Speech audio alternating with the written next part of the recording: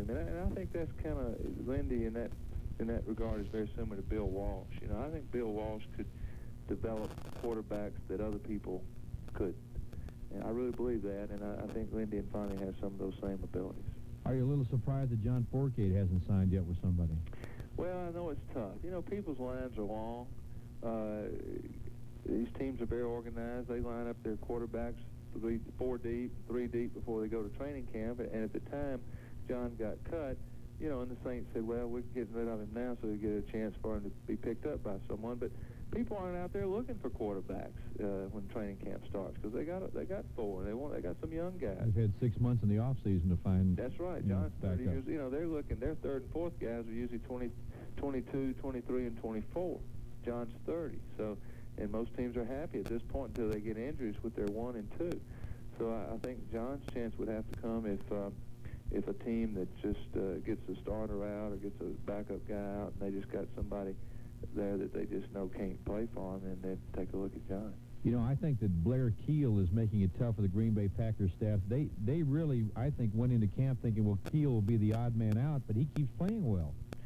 Yeah, it's going to be tough on him, though, and I think it looks like to me it's going to be Dilweg or Keel to go. And Tom Zach would be the number 2 guy? Yeah, I think Tom Zach will be the number 2 guy. I don't think they want to get rid of Dilweg because he did a decent job for him last year. He's just limited somewhat. He's a real bright guy. I think you give him good protection and Sterling Sharp and all the people, you know, he won't make a lot of mistakes, but he doesn't make a lot of things happen either. And that's something sometimes Tom Zach can do as a backup. Tom Zach's not necessarily going to be your 60% thrower and go out and throw. If he started all year, throw 25 touchdowns and 6 interceptions. But I think he's a guy. He's a very courageous guy. A guy could come off the bench and give your team a lift. Tell you one thing that hurt the Packers was having 6 of their veterans holding out, namely Tim Harris. He's what makes that defense go for them. Packers have been hurt the last few years with holdouts, and that's something that's really hurt them in their offensive line over a couple of years. They just have never seemed to really be able to put it together. And Mark Murphy was hurt and couldn't play, and boy, is he a hitter. Yeah, he's a good hitter. But, you know, they got some age in their secondary, Larry. They had 3 guys. They got 3 guys in their secondary at 33 years old. Yeah, Mark's and I played think 10 because years. of that, they cut the oldest guy, who might still have been a good player, Dave Brown. He's one of the most remarkable cornerbacks I've ever seen. They just cut him. He played corner until he's 36 years old. That is something. 593-1870 is the number to call. The area code is 504. Larry, what'd you do? Run off all our callers by saying what? I may have. You know, I didn't mean to do that. Mistakes are killing us. Well, I tell you what, that was a bad throw on my part to the commercial break. But I've got to come back strong now and click on a few here and get the thing going again. 593-1870 is the number to call, and you're talking with Archie Manning on the Second Guest Show. I don't know, going into the preseason last year, the Saints, and we talked about this earlier before your call, that the Saints were 4-1. I couldn't remember their record. You know, preseason games are just kind of are washed away once the season gets underway. The only loss being to Green Bay, and that was at Madison last year on a very hot day, I remember, up there. You know, how important is it to win these games? I mean, you get to a point where I get the feeling Mora wouldn't mind losing a preseason game to get their attention, to make sure that they understand it's not going to be that easy in the regular season. I thought about the same thing. I think at this point, when you win a couple, I think it's important to win them. As a player, I always said it was important to win them because it just creates such a better atmosphere in camp that week. The coaches are in a better mood. You just kind of get through that Monday and Tuesday, and those 2-a-days on Tuesday. Everybody's just a little more energetic, a little more enthusiastic because you won a game. When you lose, you know, everybody's kind of pounding on you a little bit. But other than that, I'm not sure they mean anything. And I got to agree with you. I think when you win a couple of games, as we have, and really haven't had too much trouble winning either one of them, it's only natural, and that's what makes football and professional or any sport such a great thing. You know, you get a little. It's not cocky, but you're feeling pretty good about yourself, and so it doesn't hurt to. I think sometimes in preseason, or a coach's mind for a team to get put back in his place a little bit. And I'm sure Jim, although I know he wants to win the ball game, I'm sure he wants to get a real good test from the Colts this week. We've got some callers holding on. Our lines are getting filled up rapidly. Let's go to line 1. Keel, you're on with Archie Manning. Glad you called. Yeah, good evening, Arch. How you doing, Keel?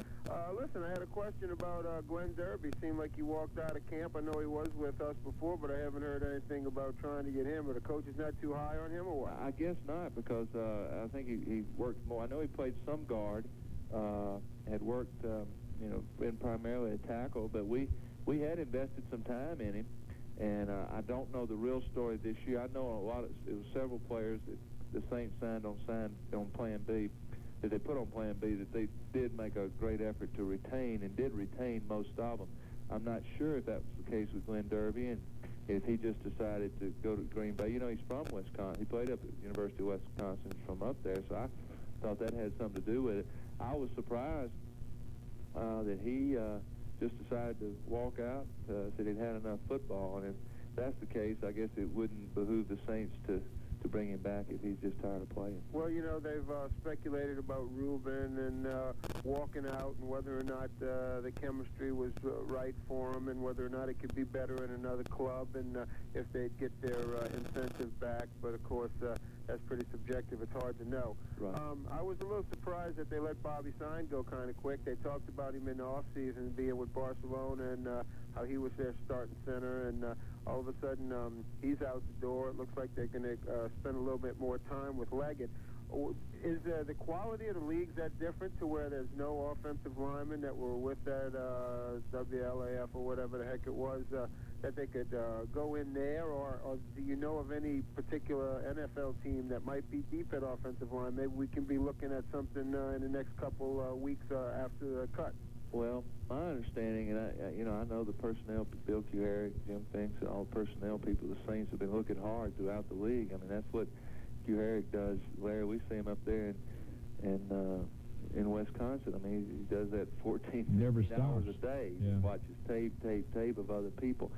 And he didn't tell me this. I got word that right now there's just no one out there. I mean, there's just no one that the team's going to let go, except for a real high price, or no one that looks like it might be a real good prospect where a team's overloaded, got too many guards. So I'm sure we'll just keep looking and keep waiting and hope someone turns up. What's the chance of Trapillo getting back during the season? No. None. No, he's out. He had a total reconstruction of the knee. Mm-hmm. So, and Bobby Sign, I'm not sure he ever really, made an impression on the coaching staff. It's been a tough year, I think, for Paul Boudreau. I don't think we've had any new players in the offensive line to really come up and shine. And as a matter of fact, I think we've had some free agents that have been even further behind free agents that we've had in the past. So I think Hayward Haynes is probably the only new one that shows a little promise, and he's got some good feet, but he's still mighty green and got a long, long way to go. He's definitely not ready to play. All right, Keel, thanks for the call. We need to move along to a lot of callers here as quickly as we can, and we need to take a break. Let's go to a car phone caller first, and to Bruce. Bruce, thanks for calling WWL. Go right ahead, Bruce. You're on with Archie Manning, if he's there. He's out of there. Maybe we can go to Mandeville, then quickly to Robert. Robert, thanks for calling the Saints Radio Network. Hello, Larry? Yes. This is Robert. I was calling regarding the wide receiver situation. I know Turner's looking real good. Quinn Early, is it likely that a lot of people seem to think he's going to be very good this year? How did we sort of pick up this jewel, so to speak? Is he as good as he's being touted to be? I know he's broken some long, and he's had an opportunity to catch a long ball or two, and he seems to be blowing away with the cover man. Is he that good? And what is your feeling on it, Archie, Larry? Well, he's provided some real good competition in camp. I think his experience has shown a great deal, but yet he still runs good. I think we mentioned several times through the preseason, probably of all our receivers in camp, Quinn's done the best job on the deep passes. He's gotten behind people more, and even on passes where he's covered, he's gone up and made the catch better than the other wide receivers. So it's been real positive as far as he's concerned throughout camp, and I think he's a real strong shot to make the team, possibly start. Yeah. So, and you say, well, why, if he's so good, why did San Diego not protect him in Plan B? I don't have the answer to that, and I guess that's something in the back of your mind. You keep wondering, what's wrong with him. I mean, why is that? Just like Reggie Jones prior to getting hurt, you know, I think waiting to the 5th round, our coach is really impressed with him. The same thing, say, why did someone else not select him before the 5th round? You know, Robert, there's something about this league is in timing, being with the club at the right time and in the right situation. You look at the Green Bay Packers starting center, who they're very high on, is James Campen. He was a plan B. The Saints just didn't have room for, didn't protect. They sign him, he becomes a starter. I'll tell you what, they'd love to have Campen back right now with the situation they have on the offensive line. Yeah, I guarantee you. But, Robert, I'll tell you something else. Minnesota picked up a receiver from San Diego in Plan B. Walker. Named Wayne Walker, and he's been the hit of their training camp. And I saw in the game the other night when the Vikings offense kind of lit it up, he caught a 80-something yard touchdown pass from Sean Salisbury during the course of the game. But he's been their fastest receiver and a very pleasant surprise to them in camp. So there's two receivers that San Diego did protect in Plan B that are probably going to make people's team. Yeah, you wonder about the other 5 they've got for sure. They got those 2 that they let go. All right, we'll take a time out here. Robert, thanks for your call from Mandeville. We need to take a break. You're listening to the Second Guest Show on the WWL Saints Football Network. Welcome to First Immensity Bank. What can I do for you today? Well, the kids are going back to school, and I'm kind of strapped, and I'd like a small loan. Would you? Well, fill out these forms, make a list of your relatives and 20 references, and sign each page in blood. Okay, but when will I know if my loan is approved? We should have an answer next spring. Next spring? When you need a loan, the last thing you want is a hassle. Come to Sun Financial Center. You can get a loan from Sun Financial usually within an hour. If you need a little extra money for back-to-school bills, Sun Financial Center can help. Well, do I get the loan? I've completed your financial analysis, and now I can give you an answer, which is... At Sun Financial Center, you get fast, hassle-free loans the same day, usually within an hour. And a Sun Financial loan will help you with all the back-to-school bills. Sun Financial Center, 8 convenient locations. Call 837-9400 for more information. 837-9400. Sun Financial Center, hassle-free loans in one day. Why is Ray Brand Dodge still the #1 Dodge dealer? Price, price, price. Ray Brand has the largest selection of fine Dodge cars, trucks, and vans. Purchase a 91 conversion van, fully loaded, all-power, sofa bed and TV, $15,995. Or a 91 Dodge Caravan, automatic with air and stereo, $12,990. Louisiana's largest selection. Ray Brand Dodge is still #1. Why? Price, price, price. Ray Brand Dodge, 1660 West Bank Expressway. Go west, pay less. Ray Brand Dodge, price, selection, and value. There's no telling how far your business could go with the right connections. And now, Page Communications is your connection to state-of-the-art communications with Essex service from South Central Bell. You'll feel confident choosing just the lines and features you need now, because Essex service gives you the flexibility to upgrade as your business grows without the expense of a whole new system. Call 831-1900 today. Find out how your business can tap into the potential of Essex service from South Central Bell. Call 831-1900 for Page Communications. You're hearing The Second Guest with Archie Manning and Larry Matson on Saints Radio, WWL 870 AM. To join the conversation, call 593-1870. All right, welcome back to the show, everyone. Quickly to our car phone caller, Joe. Thanks for calling. You're on the Second Guest Show with Archie Manning. Thank you, Archie, and Jim, y'all doing a great job. I'll listen to you on Saturday night. Doing really good. Thank you. I think I got after watching TV all day Sunday, I think I got a solution to our offensive lineman problem. So all we got to do is draft John Daly. He's a big one, isn't he? Anybody that can hit the ball that far has got to do something, you know. I know Archie's a great golfer. No, I'm not a great golfer, but that guy was fun to watch. Isn't that great for him to win a national tournament? Be the last alternate chosen for the tournament.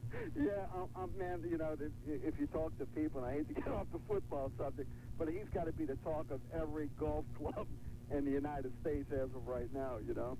Well, I was that's where I'm doing in Colorado, is a golf tournament. And Greg Norman, Freddie Couples, and about 20 pros came from the PGA into here today for this big exhibition.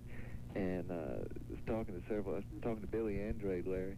He said the guy's unbelievable. Said you just can't, you know. He averaged 311 yards of drive, if you can believe that. Did you hear what his bag consists of? No. Did you hear that? It was a driver, a 1-iron, a 5-iron. He had a 9-iron and 3 wedges. Now think about it. Well, what did you need anything else for? Yeah. He had a 9-iron. I think it was 167 yards. You know? So, I mean, if we can draft this guy, man, it might be, you know. But the key to the whole thing, and I'm going to let you go, but they interviewed him in while he was walking along, and I think it was Ken Ventura said that the club that he plays up in Colorado, that you have to play within 2 hours anyway, 18 holes, and you only can putt one time. You know, so that's our problem. But look, I think the Saints are going to have a great season, regardless of who the quarterback is. And if you look at it this way, we always wanted a team. You know, my viewpoint on a team was not to necessarily if they won every game that was great, and you know that's the key to the whole thing. But if they were representative and they gave us a good game, and I think the people ought to realize what the Saints were before Jim Morrow and Jim Finks got here. And I think if they, you know, they put up a good game on a Saturday night, and we're in the ball game, I think that's all that we could ask from any team. And y'all have a good year, man. I think y'all going to do great. Thanks for the call. All right, Joe, thank you very much. We'll move right along now to Harvey. And Harvey, you're on with the second guest, and Archie Manning. Go right ahead. Yeah, hi, Archie. How you doing, Harvey?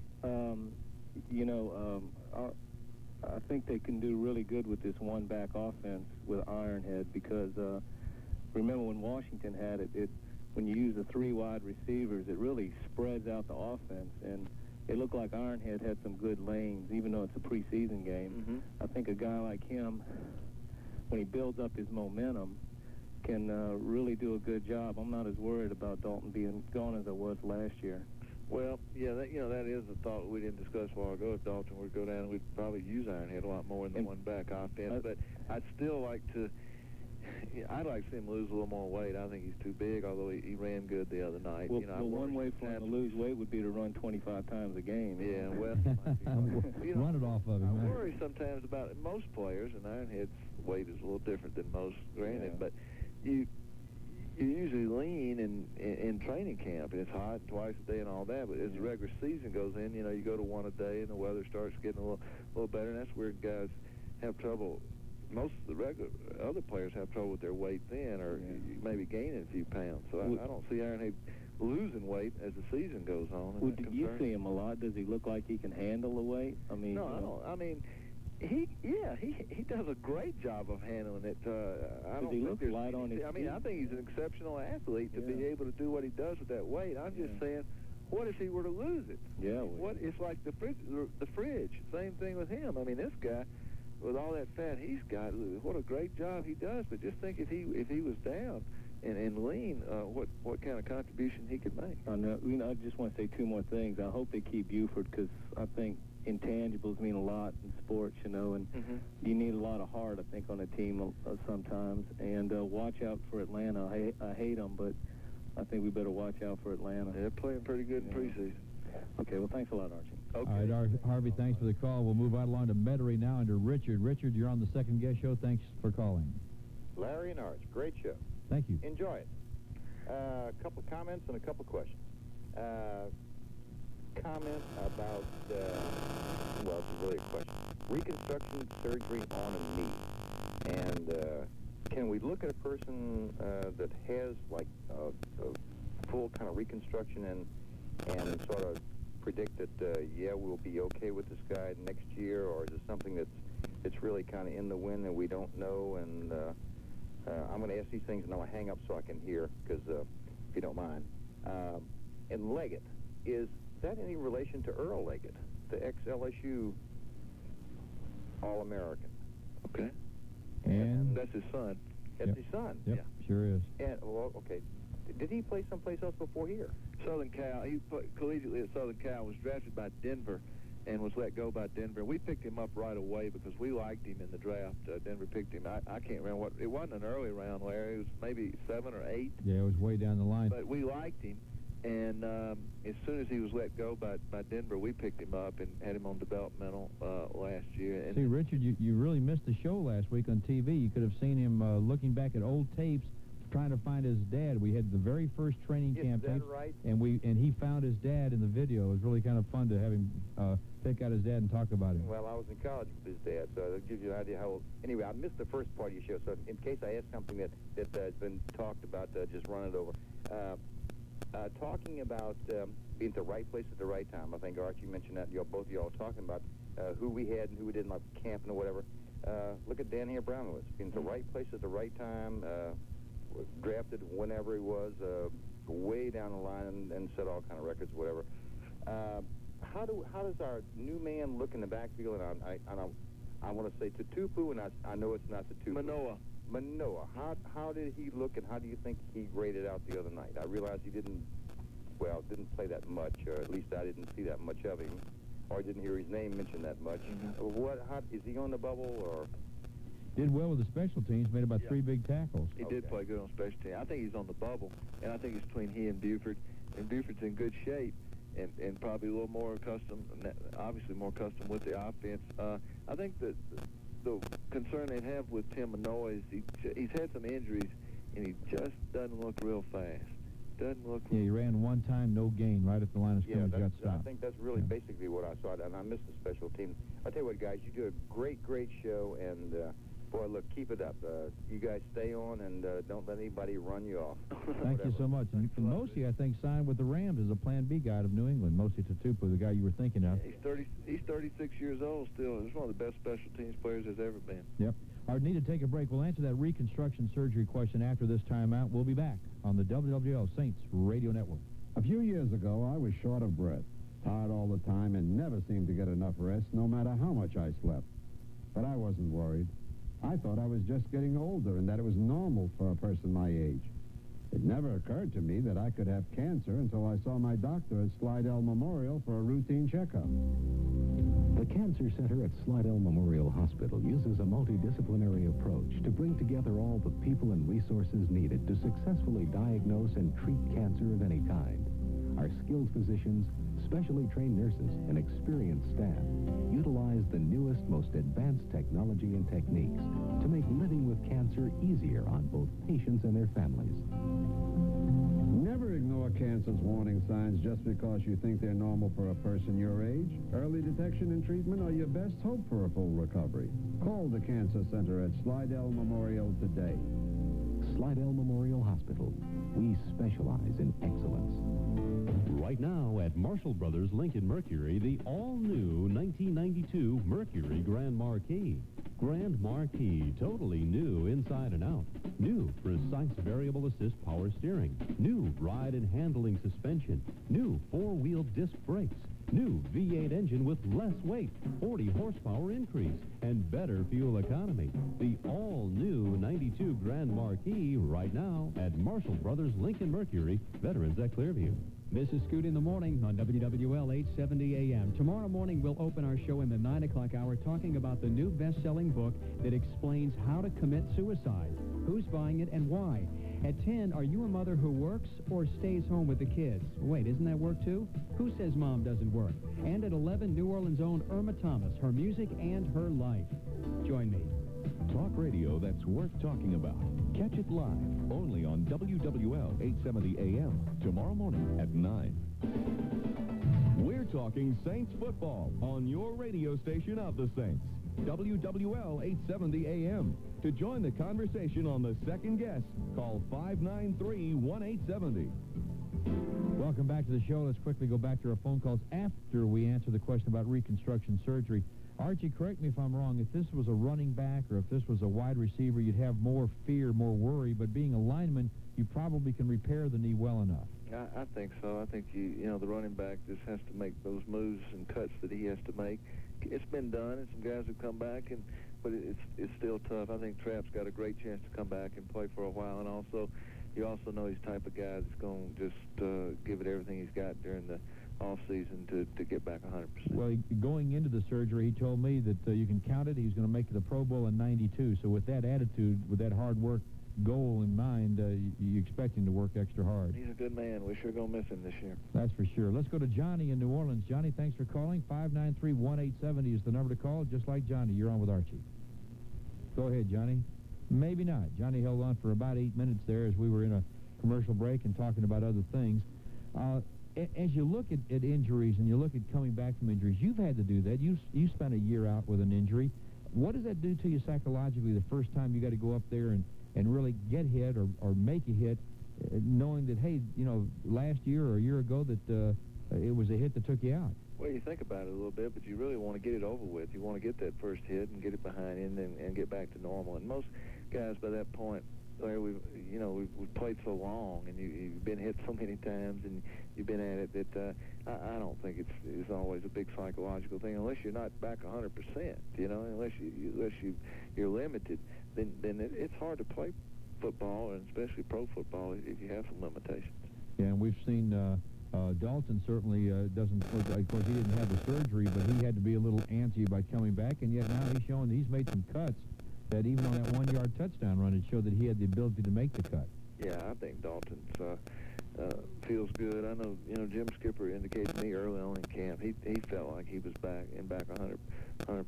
So that's definitely been good news. Let's go to Mandeville now to Robert. Robert, thanks for calling the Second Guest Show. Yes, I was calling to make a suggestion that you hear about the Saints having good defensive line. They got 2 people they're going to have to cut. Why don't you put those people on offense, those 2 they're going to have to cut? Well, it worked pretty good for Richard Cooper. Although he was someone they were going to cut on defense, and they felt like he was young, and they'd just take a shot at him, and Paul Boudreaux really liked him. I don't know who'll be cut on defense, but that's a big transition. You see it in colleges, guys changing back and forth, but not too many times this late in their career. The only thing, your a defensive man playing offense, he knows what the defensive guy's going to try to do. Ought to be able to block him. Well, maybe he's probably been held enough that maybe he's learned how to hold, and that's a big part. A guy like Miller seemed like he could play both ways. Who's that? Miller? Yeah, big country. He could go both ways. He is one big one, that's for sure. And he can play right now on the defensive line. He has played all 3 positions, left, right, and middle. Well, I just wanted to make a suggestion. Okay. Thanks for taking my call. I enjoyed the show. All right, thanks so much. Thank you. We'll move along to Metairie now and to Frank. Frank, thanks for calling the Second Guest Show. Yes, good evening. How you doing, Arch? Fine. Anyway, okay. Talking about Bobby Hebert with that leg injury, well, a groin pull, I believe they said. Do they have any projection of when, he might be able to get back into the game? Well, I asked Larry when I first came on the show tonight. I saw Bobby Saturday night, and he had said he'd definitely be practicing by Monday. And of course, that's the attitude, because that was a tough game for Bobby the other night. He wants to play, he wants to compete and get back in this job, and there he can't play. He's watching, and he's watching his competition go out there and have a good evening. So that's really tough, and obviously motivates him to get back on the practice field. And he will. The thing you want to do with a groin, though, is just not get back too quick, or don't you get out on a wet field or a damp field, and you get that just any little slip or slide right there, aggravated again, and then there you go for another week. So it's a real aggravating injury. One other thing, this morning on Scoot's morning show, I think it was 10 o'clock hour, he had a deal on about buying cars. And they were talking about the lemon law. I was just wondering if that would apply to Bobby Hebert. Boy, I tell you what, that's a rough one there now. Frank, you're cruel sometimes, huh? I have to be. Okay, all right. Well, we appreciate the call and your comment. Let's go to a car phone caller and Doc. Doc, thanks for calling. Hello. Hello, Doc. Hello, good evening, gentlemen. Listen, I've been listening and enjoying the show. I had a question.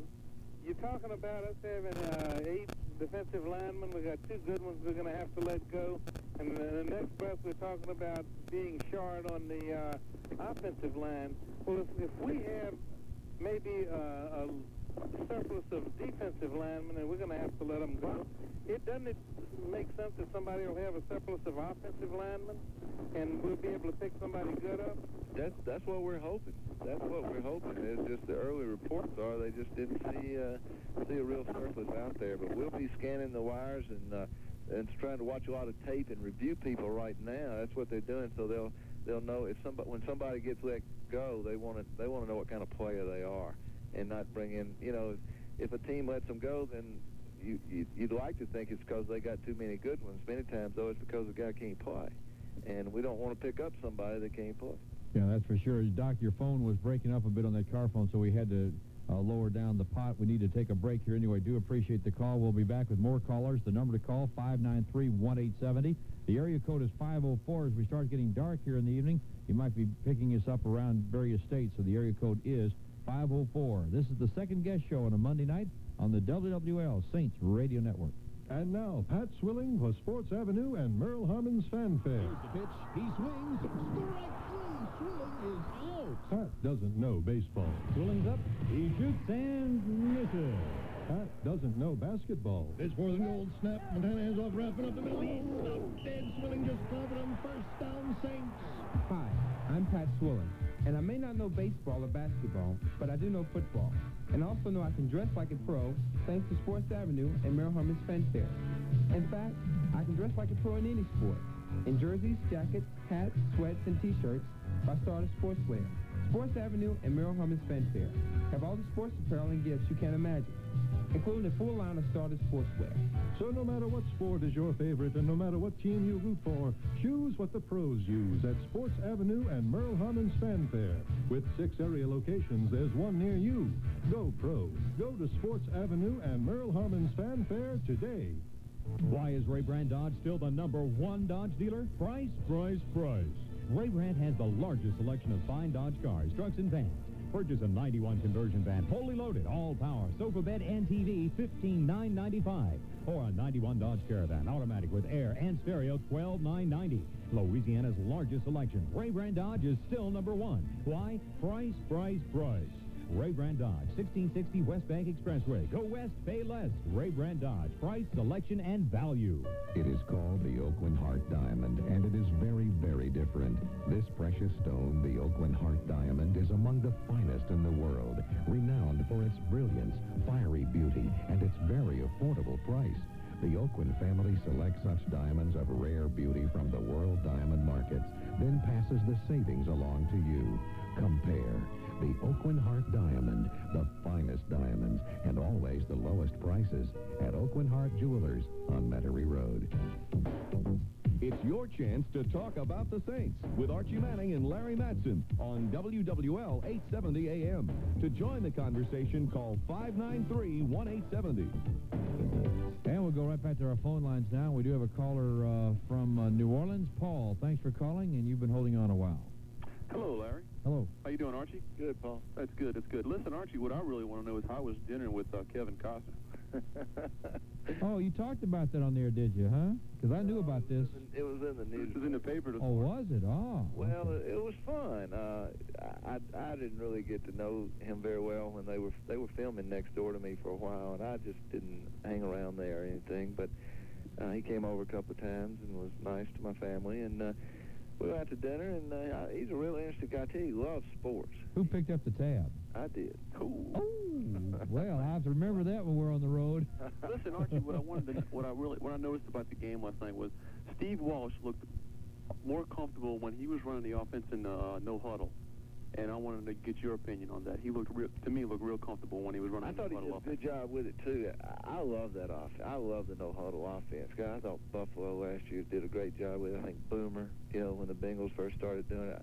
I just think it's good. And it can simplify things because it keeps all those substitutions out of there, and the defense pretty much has to stay. They'll try to run some people in, but they can't make so many, and you can get up there and kind of see what they're playing or who's in the game and call a play. And I think it's something that I felt fortunate I had the chance to do when I played. The quarterbacks today don't have that opportunity, and that's in a way to call your own plays or have some say-so in the plays. And if you're going to do that, it makes if a quarterback's going to do that, he's got to prepare for it. I'm not sure. I used to feel like all the time I spent during the week getting ready for the game, besides the practice, was on what plays I was going to call. What am I going to call on 3rd and 4? That's a tough time. What you going to call on 3rd and 8? What's your 2nd and 10 or 2nd and 15 call? And now quarterbacks, they study film, they study what the other teams look like, but they don't have to study play selection. Someone does it for them. So I think it gives them a chance to where they have to prepare a little more, and therefore they'll be better prepared. And I got to believe most quarterbacks enjoy that. Do you think this is just an experiment for preseason, or will I think see it a lot? No, I think we'll do it. I think we should. I mean, we got bright. Bobby obviously knows the offense very well, and he's bright if he's quarterbacking, and if Steve is, he's a bright guy, and they're capable of doing it. I think it can really make the defense straighten up a little bit. Make the defense you play into your hands a little more, where they can't make all those substitutions and do as many things. Oh, I appreciate it, Archie. Thanks a lot. Okay, Paul. Bye-bye. Thanks for the call, Paul. We'll go to a car phone caller now. Lee, thanks for calling and holding on. You're on with Archie on the second guess. Thanks for the call, Paul. Lee's listening to the radio there. You got to be right on your phone there, Lee. He's on that car phone, so probably picking it up now. Go right ahead, Lee. Listen to the phone and not that radio.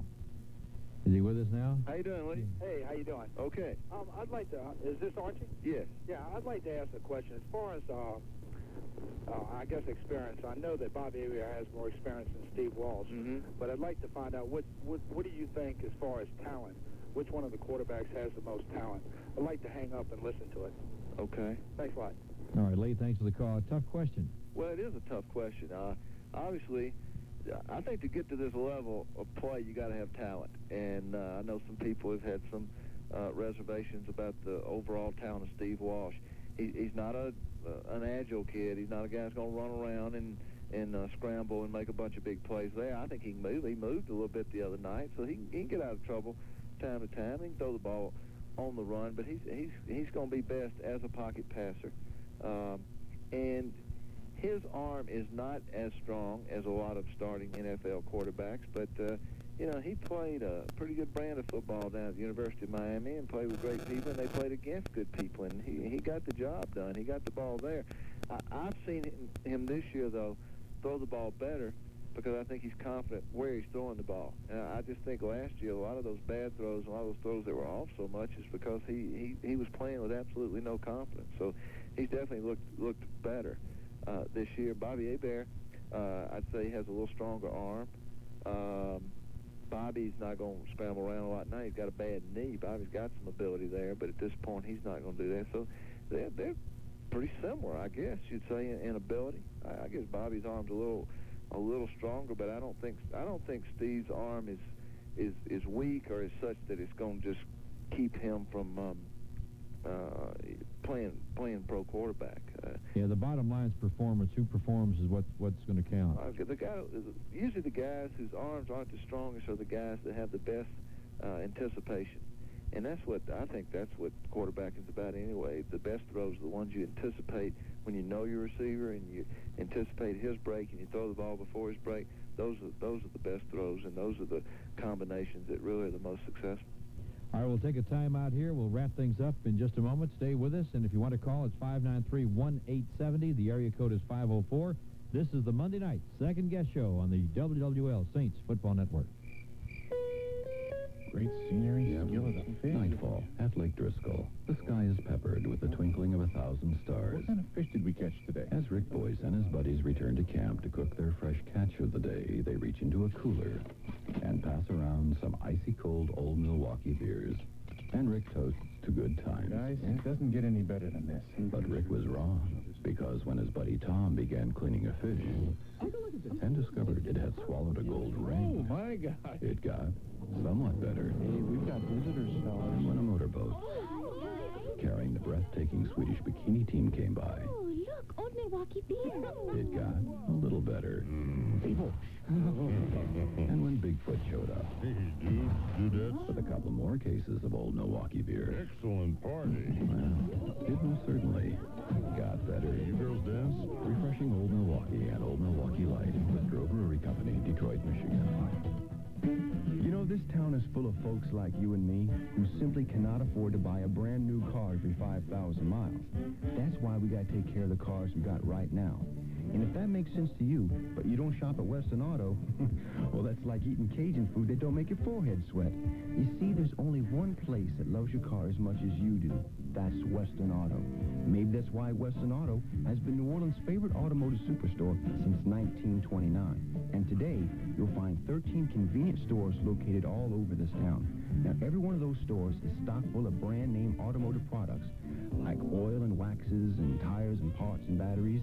Everything you need to keep your car running smooth and looking good. One of those products is Pennzoil Motor Oil. Now, Pennzoil provides world-class protection, and this week, all weights of Pennzoil Motor Oil are just 99 cents a quart. You know, you got to be something extra special to be New Orleans' favorite store for 62 years. That's Western Auto. Welcome back to the second guest. Let's quickly go to our phone calls in Jefferson. It's Paul, and thanks for calling. You're on the second guest. I guess Paul is not there. We'll move right along to New Orleans and to Terrytown. Let's go to Terrytown and do Bob. Bob, thanks for calling the second guest. Yeah, hello, guys. I really enjoy your show. I have a two-part question for you. The Saints have always been predominantly running ball control type offense. Seeing that we have one of the best wide receiver cores it looks like that we've had in quite some time, do you think that the offense will open up a little bit more to the pass? And number two, how would you assess the running back core that we have this year? It's not too much mention about them as a unit. Could you touch base on that a little bit? I'm going to hang up and listen to the response. Thank you. All right. Thank you very much, Bob. Go right ahead, Arch. Larry, I think if our new receivers or some of the additional guys or our receiving corps as a whole proves to the coaching staff that they are a better group, and I think we will open it up a little more. I think what they want is balance. And, I don't know if it's 50-50 or 60-40, maybe 55-45, but what you want to do is keep the other people off balance. They think you're going to run, pass. They think you're going to pass, run. And, passing doesn't necessarily mean you're taking a lot of big chances. And what about a waste pitch like in baseball? Can you throw one deep just even though you may not complete it, just throw it away just to get the defense to think about it? Yeah, I think when you're really confident in your running game that you can come back and pick up a 3rd and 2 if it's incomplete, or pick up a 3rd and 3. You can do that a little more. We haven't done a lot of that, and I think it's because we hadn't had a lot of confidence in it overall, especially in our deep passing game. So if they can show to the coaching staff who's calling the plays that we can make more big plays like that, then I got to believe we'll try it. Yeah, they told me at training camp that they've got to first find a guy that can go deep, and then second, the guy that goes deep that can catch the football. Then they'll try airing it out a few times, and I think that's what they're trying to work on with Turner and Early. Get it to him. Yep, that's right. I think it would definitely help to loosen people up a little bit. And I forgot in a second. Oh, the running backs. We went over them a little bit a while ago. Ironhead's as solid as a fullback. I'd like to see him lose a little weight, because I think he ran good the other night, but I think he'd play better with less weight. I feel like Dalton's the key to our team. I think we'd be in big trouble if something happens to Dalton. He's just we got to have him. Gil Finnerty did a great job last year, very versatile, does a lot of things for us. Morris is an all-around guy, but mostly a special teams player. All right, let me go to some other callers here quickly, Archie, before we run out of time here. Let's go to New Orleans and to Hugh. Hugh, thanks for calling. Go right ahead, Hugh. Pleasure to talk to both of you. Thank you. Especially to Archie, because I grew up at Ole Miss and watched him play many times. Well, thanks a lot, Hugh.